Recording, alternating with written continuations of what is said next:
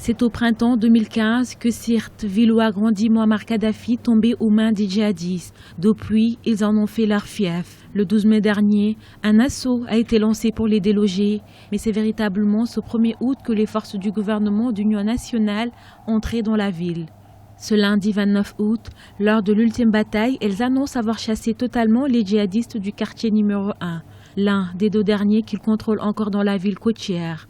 Une victoire donc militaire, mais aussi économique. La nouvelle la plus importante dans tout ce qui se passe ces derniers jours est que le golfe de Sirte est aussi l'endroit où il a logé l'arrivée des pipelines pétroliers pour vendre le pétrole libyen à l'étranger. Et ainsi, d'ailleurs, il pouvait contrôler l'arrivée des devises qu'il utilisait dans le passé. Ce pétrole, aujourd'hui, va de nouveau être vendu par le gouvernement d'union nationale libyen. Il va aller remplir les caisses de la banque centrale libyenne qui s'est retrouvée à vide.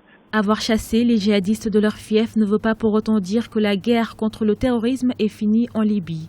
La situation est toujours aussi inquiétante depuis la destitution de Mouammar Kadhafi. Lors de leur tentative d'entrer à Ben Guerdane en Tunisie, ils ont essayé de passer par la Libye.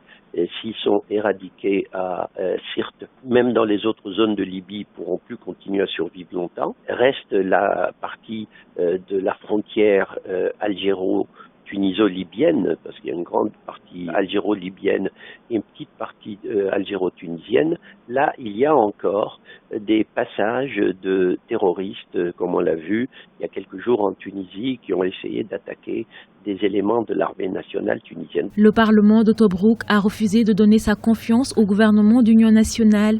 De nouvelles rencontres pour le dialogue national libyen sont encore prévues. Il apparaît urgent à l'heure actuelle que toutes les parties y soient présentes et qu'un nouvel accord politique soit signé. L'avenir de la Libye dépendra de la mise en œuvre de ce dernier.